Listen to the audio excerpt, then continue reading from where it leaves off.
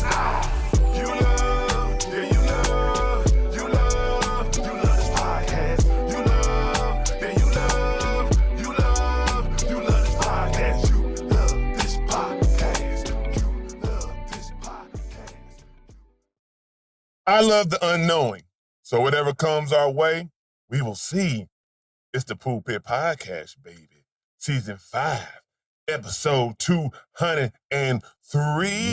Yeah. What the business is, it's that man with the plan, Big Kev. And that's Cuz with the buzz, Big Bo. Yo. And you know we got that food for your soul. Fish show. Now you know we got to do this disclaimer. Okay. We do this disclaimer. I just always see somebody feels like they want to cancel somebody. They want to shut somebody up for their thoughts, views, perspectives, and stuff like that. And I don't know if these other podcasts or these other influencers give a disclaimer to let you know what you're going to get into, you know, before you get into it. But we do. So, without further ado, the Pulpit Podcast is not a gospel or religious podcast. Say it once more. I said, you know, I got to do it. I said, the Pulpit Podcast is not a gospel or religious podcast, but we are bringing the gospel in the form of information straight like that. Now, y'all know this podcast is based on the foundation of positivity. Oh, really? Motivation. Shucks. Inspiration. Don't say. And most importantly, love. Now, bring it on in. Bring it on in. Yeah. So we don't do anything without a weekly affirmation, and you know I always keep something on deck. Accept where you are, remember where you've been, but most importantly, know where you want to be. Yeah. It's like, man, you got your moral compass, you got your map, your life map. Know where you want to go. Respect where you are, and always give credence to where you've been. It's like, damn, I don't want to be. Hey, I barely could make this happen back then. I barely could buy these shoes if I wanted the shoes. I could barely buy these jeans. I barely could eat, you know what I mean? Like, I couldn't even pay rent, mortgage at this time and feel comfortable. Now I'm in a comfortable space, but I'm not fulfilled. Yeah. I want to be more comfortable. I want to be able to expand this house, maybe get another house, maybe just have a lot of money in the bank saving, right? To have a goal of savings, whatever it may be.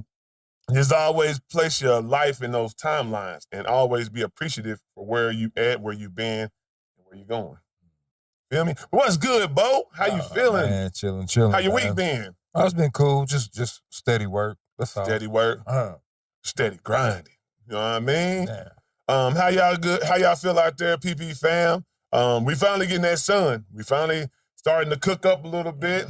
Definitely was a hot one yesterday. I put on some yesterday. It's about 83. It's 83 something like today too. So we feeling it. Yeah, nap time we about to get that, I think. So, but we've been waiting on it. So yeah, let's go ahead and get into this this podcast. You feel me? So I was talking to Bo yesterday or maybe the day before, and I started thinking about transactional love, and we can all know that transactional love. Anytime you're in love, anytime you're in a relationship, it's going to be transactional of energy, time, effort, period, right? So you're giving something. Yeah. But I'm speaking to the ones who do it for the prestige, the fame, the money, the financial stability, the moving up in tiers in the popularity in that world. What do you expect? And I was thinking about, is modern day relationship becoming more of that type of transactional situation, in your opinion? Thing. I mean, it all depends on who you're involving yourself with. Mm-hmm. Sometimes the people who are more adept in the social media lifestyle are going to be more prone to have these social tiers that have to show some type of establishment or growth or whatever they're Prevalence, doing. Looking like they're doing something. Yeah. A lot of times they ain't doing nothing. Ain't doing nothing, just smoking mirrors. Yeah, smoking mirrors. But yeah, more in that lane. The ones who you don't really see, you know, in social media, and then you might meet and talk to, they do have their tiers. Right. But they might be really more willing and open to work with someone. Yeah. I agree with that. And instead of just like going for like, he's a mechanic, I don't give him no time because he's a mechanic. He's a mechanic. The only thing mechanics make money. No, I'm just saying. The only thing he does is advertise his shop. He don't be on there. True that. You know, he ain't on social media where he's trying to be something. But it almost seems like everybody's a content creator. Everybody's a streamer. Yeah. Everybody's a podcaster. Man. So it does seem like it's in those realms, and especially when you get up in those tiers of making money, when you start monetizing your whatever what people think you monetize platform. Well, I mean, some are getting that money, you know what I mean? But they look at it like that, right? So if you present it like that, people gonna take you like that. So if I come out here with a gang of watches, and even if I'm renting cars, I'm showing you that I got it like that, you're gonna think I got it like that until you get close to me. So you're only getting close to me based off of what I'm presenting. And I know you're only getting close to me based off of what I'm presenting. So when I just do what I do with you and then leave you in the dust, you can't get mad because it's transactional. You were trying to get something, money, we flew around the world, you know what I mean? If you thought I had it like that, and I was just trying to get a baddie, you know what I'm saying, for the time being. Now, I'm not speaking about I in general, but just putting it in the form of how a man would think with that type of prestige, fame, and money, or even if they fronting, like Jay-Z and Pharrell, even if they fronting, there's a lot of people be out there scamming. Just talk about scammers. Scammers ain't just people who try to be boosters and people who try to get, scammers is people who present a lifestyle that is not the lifestyle that they live just to get those people to fall for them and get whatever they want. Man, some of them dudes know how to scam women out of money. They go get a woman who got money, acting like they have money, take their money, and that's how they build their cachet off of the women.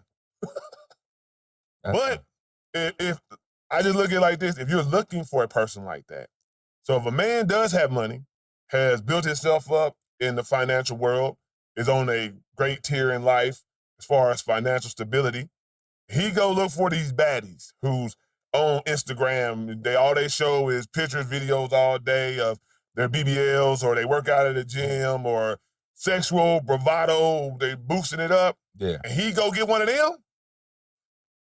Chances are, 90% most likely, she's going to get with you because she went in your Instagram page seeing that you are a businessman, or you are a producer, or you are in the business and you make a lot of money and you meet a lot of famous people. What you think she wants?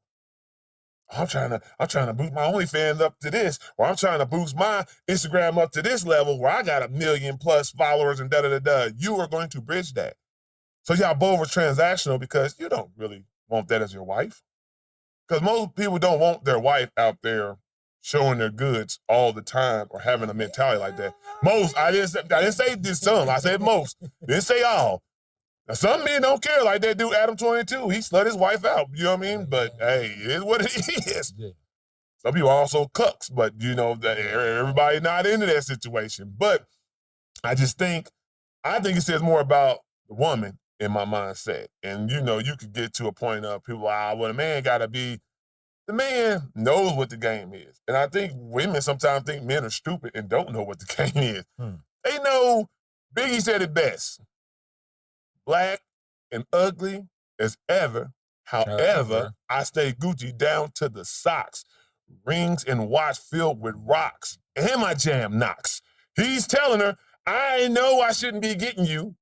I know I shouldn't be sleeping with you. I know you shouldn't be on my arm, but I know why you will do all these things, because I'm that dude. Coochie sweater down. And then these same women literally would be like, I can't find love. Why do men treat me like this? I give them what they want and then they leave me.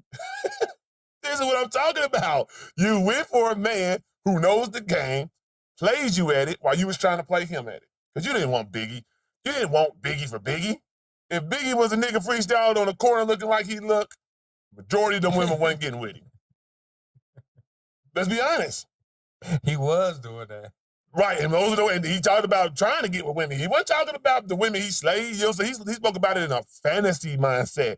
He was actually doing it, you know what I'm saying, and having different women and of different tiers or whatnot. But yeah, I just think it's funny.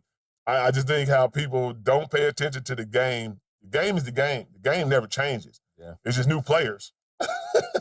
It's just new players. So when you sit up there and wonder why a man is doing what he's doing or a woman's doing what she's doing, look who you went for. Look at their background. Look at their pedigree. Transactional. Transactional. And some of y'all got insufficient funds. Man. Always bad bank drafts and always getting a fee. Decline.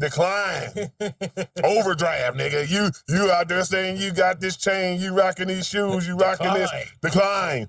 Come to find out, you haven't paid your taxes in over 2-3 years, and they're going to come get your ass. Decline. But y'all sure enough fall for it on social media, boy. I'm telling you. You'll be like, I know he got how? Have you seen the bank statement? Have you seen the credit card? Are all the credit cards maxed out? For example, I know this woman, and this dude's telling her a dream, you know what I'm saying? She was with him and everything like that, about to marry him, was engaged and everything. Come to find out, this nigga always, businesses, LLCs always going bankrupt. He filed for bankruptcy. Guess why? Get all the money out of it. You can get an LLC, you get credit cards in the LLC's name and the business name, and then you can spend in that about a business fund. And then what you do? Bankruptcy on the business. My business might not be making money, but I still make money on the side. You see what I'm saying? It's a lot of great areas from scam. Yeah. If you're a scammer, you will find how to scam. And she got scammed. She was like, he owes all this, and he got money. They want money from him, and he about to get this. And, hey, sold you a dream. Sold you a dream. Then it turned into a Freddy Krueger. Sell water to a well. Right. I am a hustler, baby. For real, for real. All right, Bo. So last night, I dropped a post on Facebook, and we talked about this before, but we just killed, it really just killing Keith Sweat. We really was just, and it was one of our highest we made some views. people upset. We made some people upset. Some people didn't like that we called out Keith Sweat like that. But, so I said and gave it an open forum, who is a famous singer that is successful even though they cannot actually sing? And what do you think some of the people were? Some of the culprits, I should say. I mean, I know Keith Sweat got brought up again. Yeah, he was in there. Why me, baby? I mean, pretty much everybody can find some fault with everybody, man. I can't, singing is singing though. The one thing I can say is this. If you heard a person sing live and they sound good, they can sing. Yeah. They might have had a bad day. Every singer goes through where they stress throat, they have singing too much, being on tour or something like that, or they've been doing a lot of shows. Your vocals might not be as strong to hit these notes, that everybody wants you to hit every time they hear you. Because I can see, I can see someone who might have a older ear automatically shun the whole sound of now, where they'll say like all like SZA, Janae Aiko, who really ushered in the sound, but SZA, Janae Aiko, Summer Walker, they'll say they can't sing with it. Let's say I done been around. Somebody did put Summer Walker on there. Couple, hanging out, some of the, All right, so I'll just give you like some. We'll say, so we do it like this. We'll give you some and these are the people's thoughts and views. We're gonna see what they say, and we're gonna give a yay or nay what you feel, right? One said Keisha Cole. Keisha Cole can sing. I think Keisha Cole can sing too, so I told her hell no. Yeah, they tripping. Now, Keisha Cole's had a bad moment I've heard before, but Keisha Cole, I've heard her live, and Keisha Cole has vocals. Yeah. One person said Taylor Swift, Miley Cyrus, and J-Lo. I agree with one, J-Lo. I've heard Miley Cyrus sing live. She can sing. Taylor Swift swings pop. You know what I'm saying? She sings pop. You know what I'm saying? So they're not going to be high vocalists, but I've heard her hit notes and do concerts while dancing and sound pretty good. So to me, that's going to always give you a nod, period, point blank. Then people said Beyonce, which I find offensive. How in the world can you listen to Dangerously in Love live, she was on tour, and not think this woman can sing? Nah, she can sing. How can you listen to the Super Bowl when she does live performances and not think that this woman can sing? Now, you hate her, you hate her. If you hate because you don't like her with the Jay-Z situation and y'all think they're evil and you got your own narrative behind it, say that. But don't say the woman can't sing. That's wild and far-fetched to me. So I booed a lot of people who said that. Booed. Yeah, I said boo, thumbs down, or said you crazy. One woman said Sierra, Summer Walker, SZA, Shakira, yeah. The Weeknd. I agree with it because I don't like The Weeknd. I think The Weeknd is whiny. Yeah, you can't stand I don't like The Weeknd. Shakira, with all that Yoda. I can get that whole crew right there. Where people, that whole crew, Scissors, Summer Walker, them is all iffy. Because I've heard them be a little, one shaky on the stage. I've heard that. So I can agree with that. So I gave her whatchamacallit. I gave her, my guy said Teddy Riley. Which I don't think Teddy Riley never sought out to be a singer. He's more like a layered background singer to Aaron Hall, and then he's more of the producer. Yeah, so I can't even, judge that like that. Then somebody said Kirk Franklin. I don't think Kirk Franklin's a singer. I think he's a hyper. He'll have the background choir singing. Yeah, and then he's doing basically somebody give me a napkin. The rapper. I'm getting emotional right now. Don't God make you feel emotional? That's him. He's the hyper up of the song. Say it with me now. Say it with me now. I love Jesus.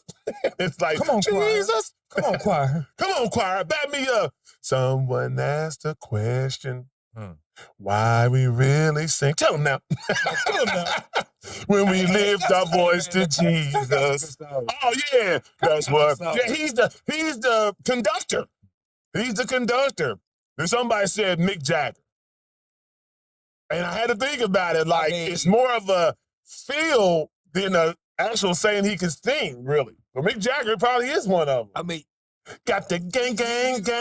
All that punk and rock and all that stuff, all that they really can say they can't sing. Yeah, it's some that definitely can't sing. Real talk. All that, Billy Idol. Billy Idol. Who is that dude's thing? Take on me. That's Aha. Take on me. That's my shit, though. But it's a shit. It's a jam. But he ain't really saying nothing. He ain't really singing. But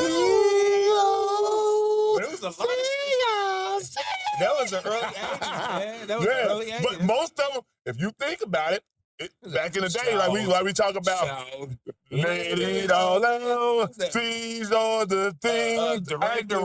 Yeah. Oh, that. Hungry like the wolf. Yeah, them cats can now you think about it, so they look for a look on them too. We pied down. They actually look for, like we talk about, people get signed off of looks more than the actual ability and skills.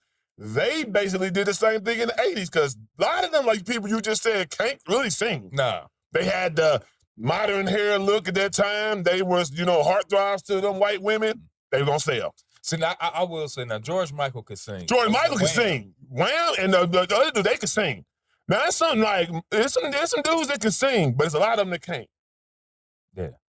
I even like Guns N' Roses. I like Axl Rose. I think Axl Rose be jamming. Welcome to the jungle. Even though it's not your regular voice. Hey, dude, I might be one of them notes. Hey, dude. Whoa, I want to watch you bleed. That's the famous Patty said, Titty birds. But then we got Britney Spears. And my cousin BJ, shout out to BJ, he did that. And it's probably one of the most liked comments. He was nailed on. He jumped on that first and said that Britney Spears is probably the most non-singing, rich person of a singing there might be. Oh, baby, how was I supposed to know that something wasn't right? That's how it sounds, too. Like, even with the help of the studio, it's still not in tune. You know what was messed up? Because they all kind of came out around the same time. It was like her, Christina Aguilera and Pink. But Christina Aguilera and Pink can sing. That's what I'm getting at. It was like, how is she leading? Yeah, like she's the number one. But these other two are the ones that can sing. Sex symbol. Line, dancing, flat tummy, sex symbol. Man. These little teeny boppers, they can't sing either. So they're like, we don't care if she can sing. I love you, Britney. They love some Fergie. Well, we know Fergie can't sing. As we've seen how many people remixed the national anthem. That national anthem, boy. the Star Spangled Banner. She murdered it. I remember Steph Curry just laughing. They're like, they had it in a remix, man. Y'all remember people were remixing that song? Fergie definitely on the list. Yeah, Fergie. Milli Vanilli, we know. Oh, yeah, They'll tell you, they tell you they can't sing. What else we got? We got anything else new? I mean, I'm going to say it, man. Oh, somebody said Mary J. Blige. No, Mary J. Blige. Mary J. Blige can sing, but she has had a lot of questionable moments where some notes have cracked and whatnot. But I've also heard her jamming. So it might be she danced too much at one point in time. You know, Mary gonna perform. So it might be she danced a little bit too much and tried to hit that octave and like, maybe. I'm gonna say this is my girl too. Oh, yeah, go. She got classic songs, classic albums, but I mean, she's not the best vocalist, and it's Janet Jackson. Ooh. Anytime, any place, I don't care who. Jamie Foxx say, did she whisper? She whispered. Well, you have to turn it up to 50 just to hear what she's saying. She whispering so much in them songs. I am not a fan of Janet Jackson. Not the older Janet Jackson. Younger Janet, Rhythm Nation, All Right With Me. That Janet, yeah. Let's Wait a While, Janet. But that, anytime, any place. It's so hey, like that song is still hot though. It's hot. I'm not saying the song ain't hot. We're not saying that the songs are hot. We're saying if you really dissect it and listen to the person singing it, get out the jam and the words in the saying and putting you in the mood, get out of that pocket. Listen to her actually singing. You're gonna be like, bitch, throw me in the studio.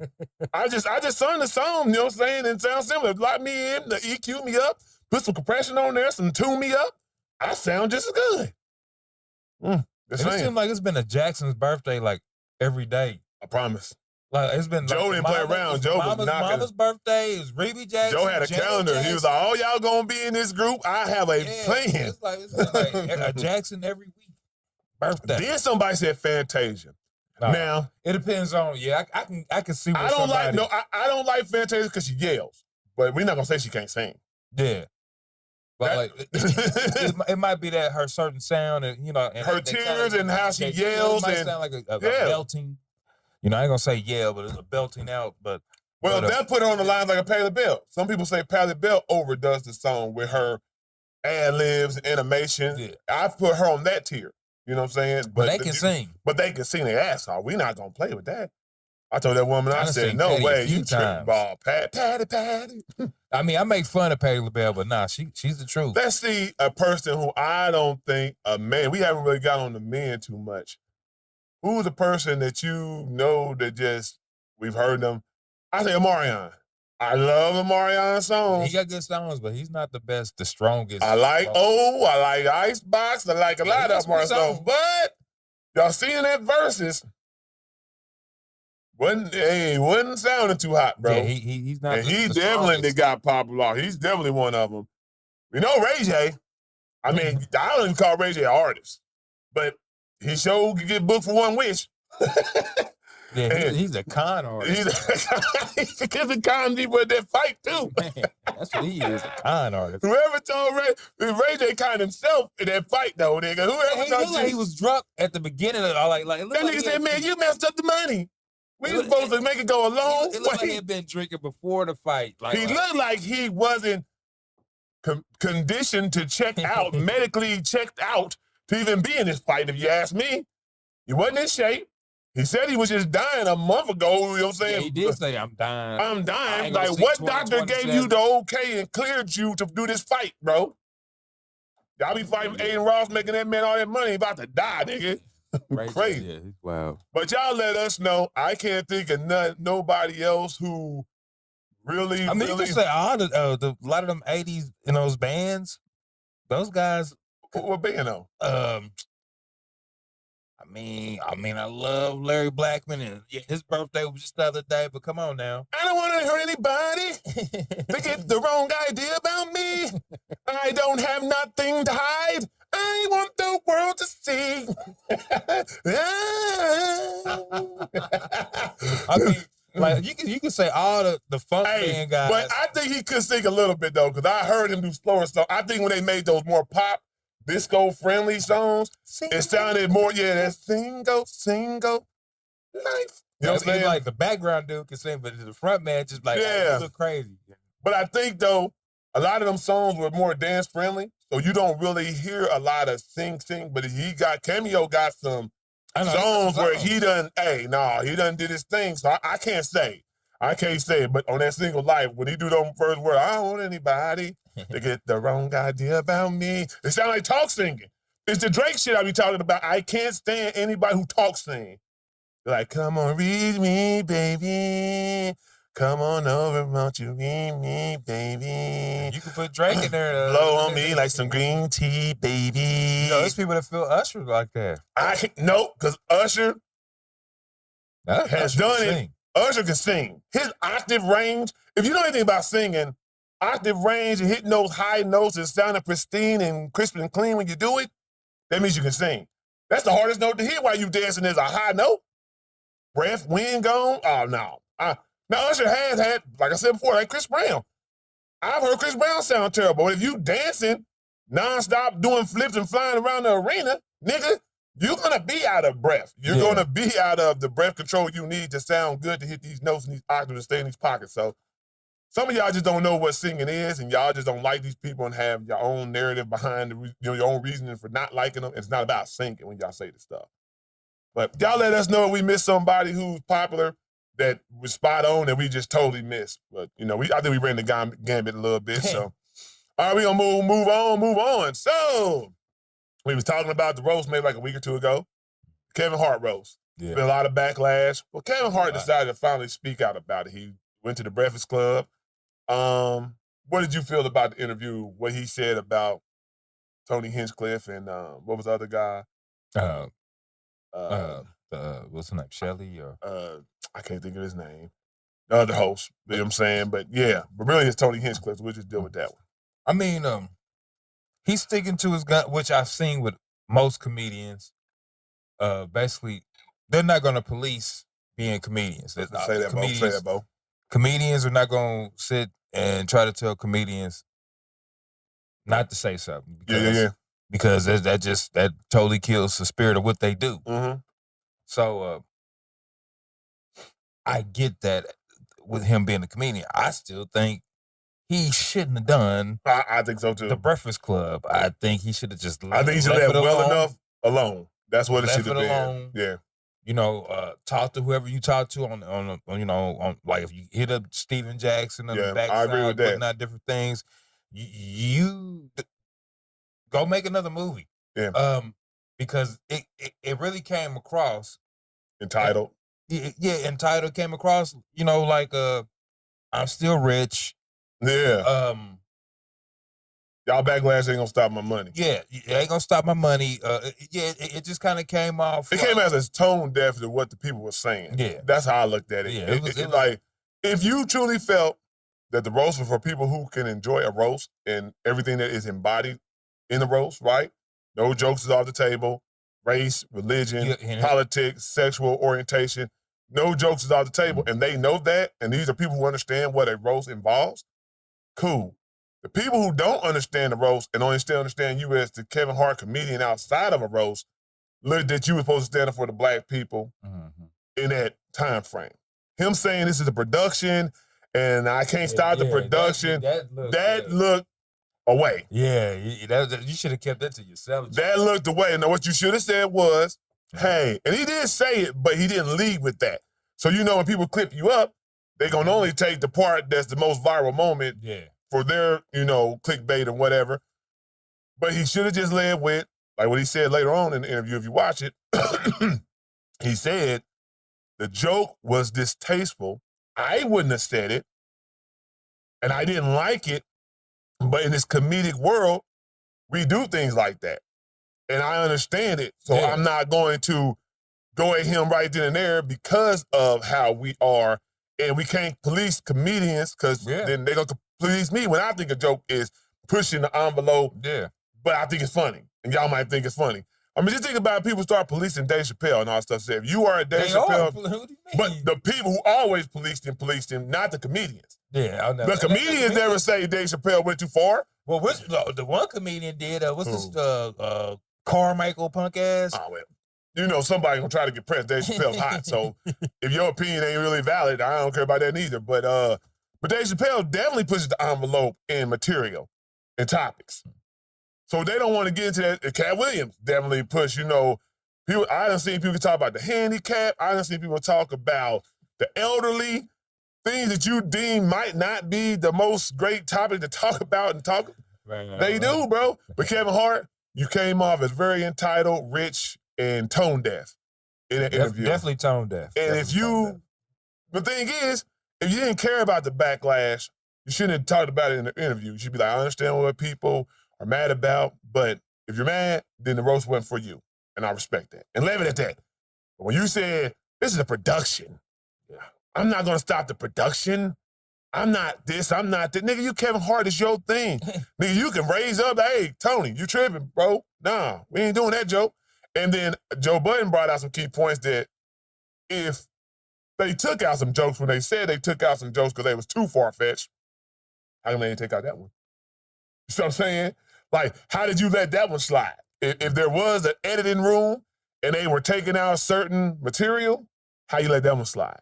Yeah. People be on your head, bro. Like these TikTokers and these bloggers and these people who trying to make it. They got number time. They digging up everything, bro. And they see, and you be called a coon, and there's for the white man, any black man who makes a lot of money, who you see all the time doing everything, commercials. I mean, you in every commercial. You in Capital One. You in bank commercial. You in food commercials. You doing movies. You all on Netflix. You got regular movies. When you are a person of that stature, people automatically going to assume that you dance for the white man, because why are you getting that as a black man so much, right? You're doing something. So to have to speak to it and the way you spoke to it, it wasn't a good look for Kevin Hart. It really wasn't. I mean, I like Kevin Hart a lot. Oh, yeah, that's my guy. It wasn't a good look that day, bro.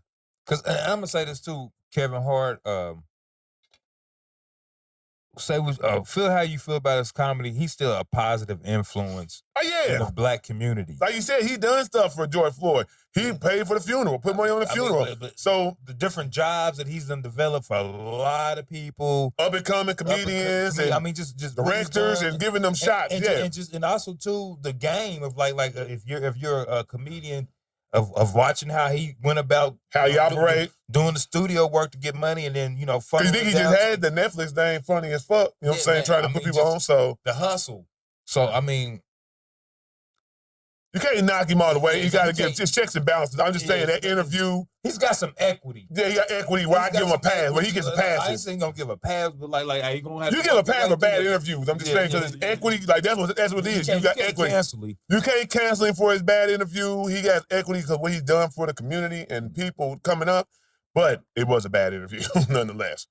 All right, so y'all know we do this thing called One Gotta Go Forever. Forever. So, because we in this podcast space and we watch a lot of podcasts, I thought, go ahead and flip it on Bo today. One Gotta Go Forever out of hip-hop podcast. And I say hip-hop, people who basically predominantly are around music and the music field when they do their podcast. First one we got is Joe Budden podcast. Then we got the newcomers, Joe and Jada. Then we got the dude that's been in there for a minute, Drink Champs. We got Gillian Wallow with $1 million worth of game. And then we got Rory and Mal. What gotta go forever? $1 million worth of game. Gotta go. $1 million worth of game. Gotta go. I don't really like Rory and Mal, but if we're talking about hip hop and really like locking into it and being about it, I would say $1 million worth of game too. And the reason I say that is because sometimes the antics outweigh more of the actual interviewing. Yeah. You let people get on there and say salacious things and things for clickbait material, and you don't check people at the door. You know what I'm saying? It's like, for example, like when Max B was on there disrespecting Big Daddy Kane. That should have been the ultimate, like... Disrespected Rakim, too. Rakim, you know what I'm saying? Great. The legend, the foundation. That should have been, hey, bro, we let people come on here and say whatever they want, but that don't mean we don't have a rebuttal back. You tripping. He might have got up and left. I don't care. You got to get checked on that. Wow. But the other ones, Joe Budden's my favorite. Joe and Jada is my second favorite because I just love the antics of Fat Joe. The storytelling is hilarious. The playoff of both of them, the chemistry, it's moving up there. And then they had some great guests on there. A lot of great guests. Got some good guests. Yeah, they got some great guests. The Maury Povich. I wouldn't expect the Maury Povich, but if y'all ain't seen the Maury Povich, which is just released, check it out. It is hilarious. What was it? Wives, the killing their husband. Man. He said, why would somebody, he said, I come in, my wife is steady watching wives learning how to kill their husband. Killing the husband. He can't like get knocked on the head. Hey, funny. And then Maury Povich, you know, he has that, you know, that white demeanor, but he said, one thing I liked when I seen in the comments, well, they said I was invited to the cookout. Yeah, he's stupid. He know how to play. He know how to play it too. So y'all let us know which one y'all like the best. Drink Champs is so damn long, and all that drinking, and Nori talks over people. By the end of it, I never really watched the Drink Champs all the way through. I watched Joe Budden's 3 hours through because he keeps switching it up, and he got different people that, you know, entertain, like Ice, you know, and then they got Lamont Hill be going crazy, you know what I'm saying, and Mona with her little stuff. I used to listen to him all the way through. I can't do it, bro, because it seems like Nori always talk over the guests. But that's when I used to ride around and just be letting it play. Let it play. The audio. I can't, I got to do clips. So watch it, yeah, and then we go take a drink, and then the interviewing, I also listen to the interviewing questions. Like, you still got to be some type of a journalist with your interviewing. It can't just be just drinking and you just fumbling over stuff and, you know what I mean? Drink Champs and Joe and Jada, the things I will say are, and even Joe Budden, when he did do the interviewing, he don't do interviewing as much as he used to, is the fact that they come from the game, they can ask better questions. Right. And get better conversations. Get better insight that we can't conversations to come out, because then they can be like, oh, what you call us too? Yeah, I've been. They know the backdrop of how it really works. You can tell us anything. Yeah. So that's the thing I do. But Joe Budden, when he does the Patreon, and you listen to some of the guests that he had, they ask real questions. Like when they had Cheyenne Bryan, they were asking questions. You know what I'm saying? But like a lot of people be shucking and jiving. That's what it really is. So. All right, so now we're going to go ahead and go to the next one. So, you know, it's podcast edition. Now we got to go to the sports edition one. These are people who are predominantly podcasted around sports and what goes on in that sports field. We got 7 p.m. in Brooklyn. That's Carmelo Anthony's, if y'all don't know. Mm-hmm. It is what it is. That's Cameron and Mace. Club 520, Naptown related, definitely Naptown related. So got a warm spot for that with Jeff T. The Pivot. Y'all know that's Ryan Clark and I forget the 2 other guys. Oh, but they're all football players, so this is all based around a lot of football talk and sports-related stuff. The Nightcap, we know that's Shannon Sharp and Ocho and Joe Johnson, right? Joe Johnson been on the regular, yeah. Yeah, so who you kicking out? I'm gonna kick out the Pivot, man. The Pivot? Because I mean, just out of those bunch, I watched the least. I respect that. But like now I tune in to every one of them. I tune in to 7 p.m. I tune in to 520, like damn near every day. You know, Unc and Ocho, damn near every day. I'm catching the clips or you know. So when it comes to the sports related stuff, I want to hear insight and real game analysis, right? Like Carmelo, when he's speaking, like when Stephen A. Smith came on it, right? He was giving LeBron's perspective from a basketball player's perspective, and he could understand Stephen A. Smith because he's now in that space. So that was a great interview to me, right? Mm-hmm. When J. Cole came on there, it still was talking about sports because he liked to play basketball, but it was actually Carmelo giving a good interview about music as well, right? So I like 7 p.m. in Brooklyn. Definitely one of them. The Pivot I like because Ryan Clark can interview. Yeah. And the responses he gives back to the questions, the pushback he gives back, I like that. He's not a pushover. He don't just let you just get on there and just run rampant with your thoughts and views and never check you if you're saying something out of pocket. He will. And then they also are raw like I am. Like the dude name was the Shannon, not Shannon, the light-skinned one, you know what I'm saying? With the always saying the craziest stuff, right? Him, yeah. I always forget his name. Did he play in Florida too? Yeah, I don't know why I was drawing a blank, but y'all know what I'm talking about. But he's funny because he say the most craziest thing. He's gonna push the envelope, and it's Fred Taylor, I think it is. The other guy, maybe I think his name is. I only play football. The Jaguars, I want to say. Yeah, but yeah, so I can't take the pivot off. And nightcap is just funny. Ocho and Shannon Sharp, hey, and then they brought Joe Johnson. And hey, man, the dialogue, and they do the analytics too. They do the just bullshitting, you know what I'm saying, and cracking jokes. It's a good combination of it. They are funny, nigga. The other day, they was talking about. They said Ocho is shiny. And he said, "Am I shiny?" And then he asked, he said, "Joe, am I shiny?" He said, "Nah, you look like a milk dud." I was like, which is shiny. Yeah. I said, which is shiny. He just tried to get his shit off. He tried to get his little shot off. Nah, you look like a milk But then dud. Shannon be like, now, Ocho, that's what you said. That's what you said, didn't you? Know what I'm saying? It is a good blend. They bringing in Joe Johnson, who's a calm, cool, but can take shots. Then you got the highly animated Ocho, and then you got the Southern talking, you know, coming with them old school facts. Shannon, it's a good and they're not afraid. mixture. They're not afraid. Hey, check each other. They not afraid to check their counterparts. That's what I like. Yeah, so it got to be between It Is What It Is and Club 520, and I get Club 520 because it's Naptown rooted. And they're funny, because B. Hen is hilarious. Yeah. He's funny. Jeff Teague is hilarious. Jeff Teague be telling his stories be cracking me up because it relates to Naptown. A lot of his stuff, like he was talking about, he was going to steal in the gas station and whatnot. That was us. Like, before you go to school, like, I literally had to walk past the village pantry to get to my bus stop, and I straight go ahead and stab me some honey buns up, there's some snacks for school, and put it in my backpack. So, I'm relatable. It is what it is. It's like, they try to be serious, but then they also do a lot of joking. And they're rappers, and I really can't take them just super talking about sports-related stuff. It don't really, like, there's clips, and there's each really flows. Equal. They are, but I'm just giving 520. It is what it is, and the pivot are kind of equal. I'm talking about as far as me, is my viewership of them. Okay, I get that. Like, I catch clips, but I don't really sit there and just. I watch shows. I watch 7 p.m. It's your preference. I get it. I watch 520. I watch Nightcap. I get it. But I would say, as far as the material that's presented, I would say 520 is what it is, more on the same playing field. But I'm going to tell you one that's growing. It's the Cousins, Vince Carter, and Tracy McGrady. I haven't watched that show yet.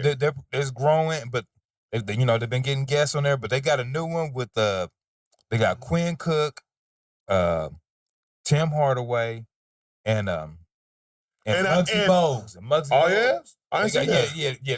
They got 3. I might as well put that on there. I ain't seen that. Hey, it's a great episode, man. I'm gonna check it out. And Mind the Game, there's some honorable mention, like Mind the Game, LeBron James. That's too strict basketball. Like, it's too X's and O's. Unless you are a real basketball fanatic, you're not gonna check in to Mind the Game. And then what's the other one? Then I would say Gil's Arenas, but it's not Gil's Arenas no more. They done totally changed it. Yeah, they took it used to be one of my favorites. I would have put it on there, but they done totally changed it. It's Arenas. It's the arena, which has got a gridiron arena where Skip Bayless is on there. I was like, I'm watching this. I dig whatchamacallit, Out the Mud. Okay. Yeah. With Tony Allen and yeah, that's cool. There's a lot of different ones, but I'm just talking about more of the mainstream ones, more of the watch ones. So y'all let us know if y'all got something that we didn't hit. Cool. Sports and entertainment. We're talking about this playoffs. Now we do know that the Knicks handled business very, very convincingly. Man, swept them boys. I said a sweep. Can I say something real quick about Donovan Mitchell? Go ahead. James Harden. Go ahead. I don't know if y'all think that this is showing. I don't know that you're a good teammate by saying what you're saying. Yeah. But I think y'all saying what y'all said about y'all the better team is the lamest weak juice I have heard in years. Well, it shows why they got swept. Mentality. I mean, I know the Mamba is like looking around like. But he would never co-sign none of them players. James Harden or Donovan Mitchell are no Mamba mentality players. You know, if he was in the same situation, he wouldn't even talk. He would have been like, I'm just showing up. He would have did a Marshawn Lynch. But the thing about it, though, it don't fall far from the tree. If your leader comes out and say, after 3 games, y'all done got 3-0, and comes out and say, well, analytically, we won 2 out of the 3, you're giving a pass on stats. Donovan Mitchell, how can you say within like the same sentence or sentence and half that you were dominated but still lead up to we were the better team. No, you're not the better team. How can you be the better team when you're dominated? The better team, normally you can say the only time you can play that is we were the better team because we were leading the game. We did a couple turnovers at the end, couple crucial mistakes. A buzzer beater. We were the better team that game. Every game was tight. If you getting your boots smoked, man, for every game, almost except for the first game when y'all had the lead, they had to average like over 15 points. 15 points. When the bench is coming in, when Brunson ain't playing hard, no fourth quarters, you're not the better team, dog. Nah, you're not. And then the effort. And we're just talking about the effort given. Now, you can lose. A team can be better than you, and you just put your all into it, and we just ain't going to get the win. The effort. They show so many videos of the last days of defense. Bunnies. The layups. Terrible. Just terrible. James Harden in elimination games, yeah, the reputation still lies, that big dog. It looks like you one of those players who get these contracts, you make a lot of money, but you're not the Houston Rockets James Harden no more. No, we know that. Them days over with. So if anybody else give you a big contract, they a fool. They a fool. Nah, he's done, man. Now we got the Spurs and the Thunder on a Game 7. It has been ups and downs of the stars. Shea had a great Game 5, scored over 30 for the first time in the series. Wemby didn't do so good Game 5. Guess what happened in Game 6? Wemby comes out, gets his 30. Wemby comes out and kills aggressively. Game 7. Man, it's tonight. Put your picks in. Game 7 tonight. Who is taking Game 7 and why? Why do you think they take Game 7? I'm gonna just say this. I'm a Pacers fan. You want revenge. You want revenge? I hate you niggas. I need Wemby to come alive. Handle his business. I need another one of them 40, 20, 10. I am a student of the game. Man, I need one. And how I look at it is heart of a champion and youth. I don't think the youthful players of the Spurs have been in a game of this magnitude. I get that. This Game 7, not just a Game 7, this is Game 7 to get to the finals, what you're looking at. I can see Castle, the younger, and they're on the road too. I can see Castle and the more younger players having bad games. Turnover prone, making a lot of mistakes. Pressure situation. I trust Shea. These are the champions. They've been to the mountain. Shea's always cool. Okay. And Shea ain't had that game yet. And that's one of the things I'm looking at. Shea has not had that MVP performance type game yet. Yeah. It's due. And I do think the supporting cast played better at home for the Thunder. Jalen Williams playing? No. But I don't think that just necessarily means they're going to lose. Because A.J. Mitchell's coming back, which is a huge part. And McCain plays better at home. Caruso plays better at home. We know Chet Holmgren plays better at home. We'll see. Chet's been missing. Well, he had one good game at home. He had a good game, Game 5, though. Okay. That's what I'm saying. He played better at home, and they follow what Shea does, really, right? So if Shea gets off to a good start, and that defense start ramping up and they start getting steals from the turnovers, it's going to be a long day for the Spurs. But entertaining nonetheless. I just think experience wins out. That's just my take on it. And I think the youthfulness of the Spurs being a first time in this situation with all the marbles type deal, yeah, I can't really see them winning in OKC. But I'm pretty sure the NBA probably wants the Spurs to win because the Spurs are in the next series, New York, Texas. Then, hey, them two, I know OKC won last year, but we're not going to act like that's the big market. But Texas, the San Antonio, yeah. And the following that San Antonio has, it's money. It's money in that series. What was you about to say about the Thunder? I was about to say last year, they couldn't stand two little towns. Bingo. Right. Smaller market teams, yeah, they weren't going for that. So we will see what happened. Y'all find out next podcast what finals we got. All right, Lotto album dropped. Big Mama. Everybody knows she announced her pregnancy. And even said she was retiring after this album. Okay. I listened to it. I liked the previous Lotto album. And the reason I like the previous Lotto album a little bit better because I think it's more to her pocket or what she's in, right? But Lotto's in love now. Lotto has a new baby girl. Her feelings are different. So these songs come off different. lot of lovey-dovey type songs. Okay. Lovey-dovey type samples. Even got her man, who now they finally admitting that they're in a relationship. 21 Savage is on a song. He had never been on a song prior. Yeah. He's on a song now. So, not saying it's a bad album. Just not going to be an album that I'll keep playing like the one prior. I like the one prior. So, did you check it out? No. You didn't get a chance to check it out? No. So, what else you got? No, Black. I know Black dropped a new project. Yeah. And, you know, I've been a fan since he dropped, almost 10 years, 2017. But, yeah, he's, I don't know, fell in love. Yeah? You know, cause he's more. I definitely get them overtones. You know, a lot of times it's more his stuff is more toxic. Like I'm tired of this bitch. Lose my more number. gritty, grimier aspect of love. Lose my number, whore. You know, almost like on that vibe where it's like, nah, block me, bitch. now he's more like God is in us. Come on, baby, we doing feeling this together. good. We feeling the vibe. You know, it's like so.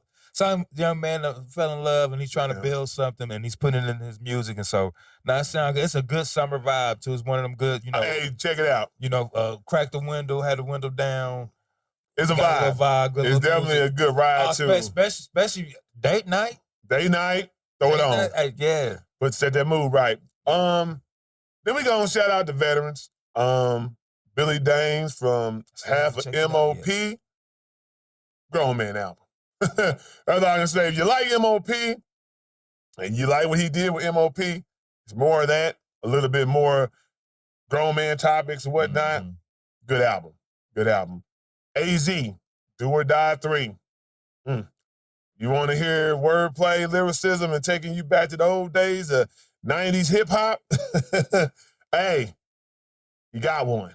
I got finished watching their episode. He got one. That was a good episode, too.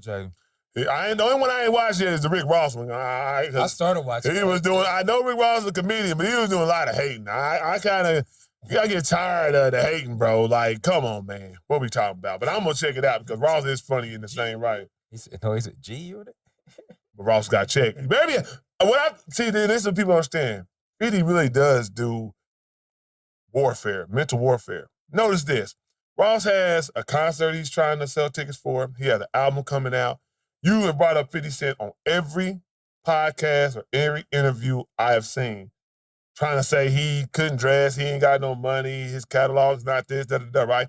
50 has not responded one time. Yeah. We know 50 responds to everything. Mm-hmm. Why do you think 50 ain't responding? Because he knows what you're trying to do. You're trying to get me baited in the back and forth, so now they going to come check your page. They going to come check your album out to see what you said about 50 Cent. 50 Cent. Always thinking. The algorithm. But yeah, check out the veterans. Give them some love. Just definitely check out Black. Check out the Lotto album too. You know, you women, y'all want to be in love. Y'all men who want to be in love, this might be your vibe. All right. I don't really have nothing else. I think we had a good show. You got anything else, Bo? I'm good.